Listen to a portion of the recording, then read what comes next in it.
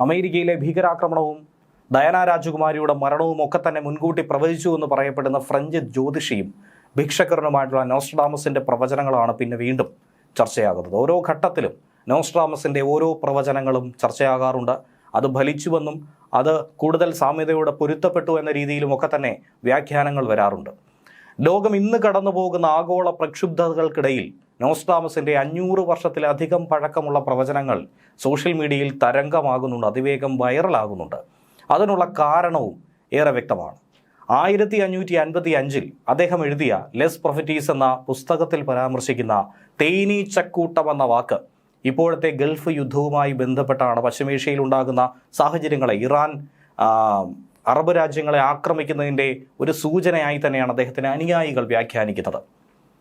തേനീച്ചകളെന്ന് പറയുമ്പോൾ എങ്ങനെയാണ് ഇപ്പോഴത്തെ യുദ്ധവുമായി ബന്ധമുണ്ടാകുന്നത് എന്ന് ചോദിക്കുമ്പോൾ, തേനീച്ചകളുടെ രൂപത്തിൽ തേനീച്ചകളെ പോലെ പ്രവർത്തിക്കുന്ന ഇപ്പോഴത്തെ അത്യാധുനിക ഡ്രോണുകളെക്കുറിച്ചാണെന്ന്, ചാവേർ ഡ്രോണുകളെക്കുറിച്ചാണെന്ന് പരാമർശമെന്നാണ് വ്യാഖ്യാനിക്കുന്നത്. അദ്ദേഹത്തിൻ്റെ പുസ്തകത്തിലെ ക്വാട്രൈൻ 1:26 ഖണ്ഡികയിൽ പറയുന്ന ഒരു വാചകമുണ്ട്. വലിയൊരു തേനീച്ചക്കൂട്ടം ഉയർന്നു വരും, രാത്രിയിൽ പതിയിരുന്ന് ആക്രമിക്കും എന്നാണ് പറഞ്ഞിരിക്കുന്നത്. ആക്രമിച്ചതിന് ശേഷം മരണവും സംഭവിക്കും. അതായത് ഇപ്പോഴുണ്ടായിരിക്കുന്ന സംഭവങ്ങളെന്ന് പറയുമ്പോൾ, രാത്രിയുടെ യാമങ്ങളിൽ ഇറാൻ കനത്ത ഡ്രോൺ ആക്രമണം നടത്തുന്നു. അതിനുശേഷം ഈ ഡ്രോണുകൾ തേനീച്ചക്കൂട്ടം പോലെ ഉയർന്നു വരുന്നു. അത് വന്ന് പതിച്ചതിന് ശേഷം പൊട്ടിത്തെറിക്കുന്നു. ഒരുപക്ഷെ ഇത് തന്നെ ആയിരിക്കണം ആ തേനീച്ചക്കൂട്ടം എന്ന രീതിയിൽ നോസ്ട്രാഡാമസ് കുറിച്ചതെന്നാണ് പലരും സോഷ്യൽ മീഡിയയിൽ വ്യാഖ്യാനിക്കുന്നത്. അമേരിക്കയും ഇസ്രയേലും ഇറാനും തമ്മിലുള്ള യുദ്ധം ആരംഭിക്കുന്നതുവരെ ഈ വരികൾക്ക് കൃത്യമായൊരു അർത്ഥം ആർക്കും തന്നെ കണ്ടെത്താൻ കഴിഞ്ഞിട്ടില്ല. നേരത്തെ പുടിൻ, ട്രംപ് തുടങ്ങിയ ലോക നേതാക്കളുടെ വളർച്ചയുമായി പലരും ഇതിനെ താരതമ്യപ്പെടുത്തിയിരുന്നു. എന്നാൽ ഇപ്പോഴത്തെ യുദ്ധത്തിൽ ഇങ്ങനെയാണ് നമുക്കതിനെ വ്യാകരണം നടത്താൻ സാധിക്കുന്നത് എന്നാണ് പലരും ചൂണ്ടിക്കാണിക്കുന്നത്. ഈ ഡ്രോണുകളെ കുറിച്ച് തന്നെയാണ് തേനീച്ചകൾ സൂചിപ്പിക്കുന്നതെന്നാണ് പുതിയ വ്യാഖ്യാനം. ശത്രുവിനെ കുത്തിക്കഴിഞ്ഞാൽ ചത്തുപോകുന്ന തേനീച്ചകൾ, അതായത് ലക്ഷ്യസ്ഥാനത്ത് ഇടിച്ചിറങ്ങി പൊട്ടിത്തെറിക്കുന്ന വൺ വേ ഡ്രോണുകൾ, അതല്ലെങ്കിൽ കാമിക്കാസെ ഡ്രോണുകൾ, ഇതിനെയാണ് നിലവിൽ നോസ്ട്രാഡാമസ് ഉദ്ദേശിച്ചിരിക്കുന്നതെന്നാണ് സോഷ്യൽ മീഡിയയിൽ പലരും കുറിക്കുന്നത്. തേനീച്ച കുത്തിയതിനു ശേഷം മരിച്ചു പോകുന്നു. അതുപോലെ ഈ ഡ്രോണുകൾ ലക്ഷ്യത്തിലേക്ക് ഇടിച്ചു വീണ് പൊട്ടിത്തെറിക്കുന്നു. അതുകൊണ്ട് തന്നെ ഈ ഉപമ ഇന്നത്തെ യുദ്ധരീതിയുമായി ഏറെ പൊരുത്തം കാട്ടുന്നു എന്നാണ് വാദിക്കുന്നത്.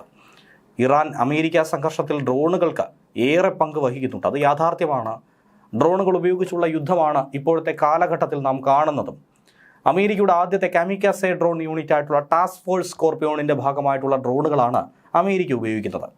ഇറാനിയൻ ഷാഹിദ് ഡ്രോണുകളുടെ മാതൃകയിലുള്ള ഇവയ്ക്ക് ഒന്നിന് $35,000 ചിലവ് പ്രതീക്ഷിക്കുന്നത്. ഏറെക്കാലമായി ഷാഹിദ് ഡ്രോണുകളെ നിരീക്ഷിച്ചു വന്ന അമേരിക്ക ആ സാങ്കേതിക വിദ്യ തന്നെ വികസിപ്പിച്ചുകൊണ്ടാണ് സ്വന്തമായി ലോയിറ്ററിംഗ് ഡ്രോണുകൾ നിർമ്മിച്ചെടുത്തത്. United States Central Command Admiral Brad കൂപ്പറിൻ്റെ പ്രസ്താവന അനുസരിച്ച് കണക്ക് കൂട്ടാൻ പോലും കഴിയാത്ത തരത്തിൽ എണ്ണമറ്റ തരത്തിലുള്ള വൺ വേ അറ്റാക്ക് ഡ്രോണുകൾ ഇറാൻ്റെ യുദ്ധശേഖരത്തിലുണ്ട്. അവർ നിലവിൽ ഉപയോഗിക്കുന്നുണ്ട്. നമുക്ക് കണക്ക് കൂട്ടാൻ കഴിയുന്നതിലും അപ്പുറത്തേക്ക് ഏറെ ചിലവ് കുറഞ്ഞ രീതിയിൽ ഈ ഷാഹിദ് ഡ്രോണുകൾ അവർ വികസിപ്പിച്ചെടുത്തിട്ടുണ്ട്. യുദ്ധവിമാനങ്ങൾ എത്തുന്നതിന് മുൻപേ തന്നെ ലക്ഷ്യസ്ഥാനത്ത് വട്ടമിട്ട് പറന്നുകൊണ്ട് കനത്ത നാശനഷ്ടങ്ങൾ വിതയ്ക്കാൻ കഴിയുന്ന ചാവേർ ഡ്രോണുകൾ, ഇത്തരമുള്ള വൺ വേ അറ്റാക്ക് ഡ്രോണുകൾ യുദ്ധഭൂമിയിൽ വ്യാപകമായി ഉപയോഗിക്കപ്പെടുന്നുണ്ട്. ലക്ഷ്യസ്ഥാനത്തിന് മുകളിലൂടെ ഒരു കാലയളവോളം പറന്ന് നിരീക്ഷണം നടത്തി ശരിയായ സമയം കണ്ടെത്തി ലക്ഷ്യത്തിലേക്ക് കുതിക്കാൻ, ഇടിച്ചിറങ്ങി പൊട്ടിത്തെറിക്കാൻ കഴിയുന്നതാണ് ഇവ. ചിലവ് കുറവായതുകൊണ്ട് തന്നെ വലിയ തോതിൽ ഏറെ എണ്ണം ഉപയോഗിക്കാനായി ഇതിന് സാധിക്കും. ഇത് യുദ്ധത്തിലെ കരുത്തുറ്റ ആയുധമാക്കി മാറ്റിയെടുക്കുന്നുണ്ട്. അതുപോലെ തന്നെ സൈനികരുടെ ജീവൻ ആളപായമില്ലാതെ തന്നെ ഇതിനെ കരുത്തുറ്റതാക്കാനും ചിലവ് കുറഞ്ഞതാക്കാനും മാറ്റാൻ കഴിയുന്നതുകൊണ്ട്, ശത്രുവിന് കനത്ത പ്രഹരം നൽകാൻ കഴിയുന്നതുകൊണ്ട് ഇവയെ ഒരു തന്ത്രപ്രധാന ആയുധമാക്കി തന്നെയാണ് കണക്ക് കൂട്ടുന്നത്. ഡ്രോൺ സാങ്കേതികവിദ്യയുടെ ഈ വളർച്ച ഇപ്പോൾ പശ്ചിമേഷ്യയിലെ യുദ്ധത്തിൻ്റെ സ്വഭാവം തന്നെ മാറ്റിയിട്ടുണ്ട്. മുൻകാലങ്ങളിൽ വ്യോമാക്രമണം നടത്താൻ യുദ്ധവിമാനങ്ങളായിരുന്നു മുൻപന്തിയിൽ. വലിയ സൈനിക സംവിധാനങ്ങൾ, സന്നാഹങ്ങൾ ആവശ്യമായിരുന്നു. കരയുദ്ധമായിരുന്നു മറ്റൊരു തലത്തിൽ പറയുന്നത്. എന്നാൽ ഇപ്പോൾ കരയുദ്ധമല്ല, മറിച്ച് വ്യോമയുദ്ധമാണ് പല മേഖലകളിൽ നടക്കുന്നത്. യുദ്ധവിമാനങ്ങൾ വളരെ ചുരുങ്ങിയ അളവിൽ മാത്രമാണ് പായിക്കുന്നത്. ചെറിയ ഡ്രോണുകൾ ഏറെ എണ്ണമായി തന്നെ, നൂറുകണക്കിന് ഡ്രോണുകൾ തന്നെ പായിച്ചുകൊണ്ടാണ് ആക്രമണങ്ങൾ നടത്തി നാശനഷ്ടങ്ങൾ സൃഷ്ടിക്കുന്നത്. പ്രത്യേകിച്ച് ഇറാൻ പിന്തുണയ്ക്കുന്ന മിലിഷ്യ ഗ്രൂപ്പുകൾ, ഹിസ്ബുള്ള ആയിക്കോട്ടെ, ഹൂതികളായിക്കോട്ടെ, ഹമാസ് ആയിക്കോട്ടെ, ഈ സാങ്കേതിക വിദ്യ വ്യാപകമായി ഉപയോഗിക്കുന്നുണ്ട്. ഇറാഖിലെ ചില ഷിയ സായുധ ഗ്രൂപ്പുകൾ തുടങ്ങിയവയും ഈ ഡ്രോണുകൾ പ്രധാന ആയുധമായി സ്വീകരിക്കുന്നു. ഇതിലൂടെ യുദ്ധം കൂടുതൽ കടുത്ത രീതിയിലേക്ക് മാറുന്നു എന്നുള്ളതാണ് യാഥാർത്ഥ്യം. ഇതിനിടെ നോസ്ട്രാഡാമസിന്റെ പ്രവചനങ്ങളുമായി ഈ യുദ്ധത്തെ ബന്ധിപ്പിക്കുന്ന മറ്റൊരു വാദം കൂടി കേൾക്കുന്നു. അതായത് 7 മാസത്തെ മഹായുദ്ധം എന്നൊരു സംഘർഷത്തെക്കുറിച്ച് അദ്ദേഹം 2026 പറ്റി പറയുന്നുണ്ട്. ഇതിനിപ്പോൾ മിഡിൽ ഈസ്റ്റിലുണ്ടായിരിക്കുന്ന സംഘർഷവുമായി ചിലർ കൂട്ടിക്കെട്ടി വായിക്കുന്നു. ഒരു ദീർഘകാല യുദ്ധത്തെക്കുറിച്ച് നോസ്ട്രാഡാമസ് പറഞ്ഞിരിക്കുന്നത് ഈ യുദ്ധമാണോ എന്ന സംശയമാണ് ഉയരുന്നത്. ഈ 7 മാസത്തെ വലിയ യുദ്ധത്തിൽ നിരവധി ആളുകൾ മരിച്ചു വീഴുമെന്നും അദ്ദേഹം പറയുന്നു.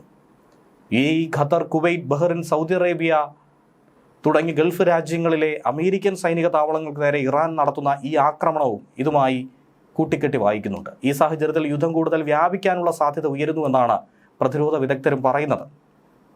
മറ്റൊരു ശ്രദ്ധേയമായ സംഭവവികാസം വന്നത് കാനഡയും ഈ പ്രതിസന്ധിയിൽ സൈനിക പങ്കാളിത്തം തള്ളിക്കളയാനാവില്ല, യുദ്ധത്തിൽ പങ്കുചേരുന്നു എന്ന സൂചന നൽകിയിരിക്കുന്നു.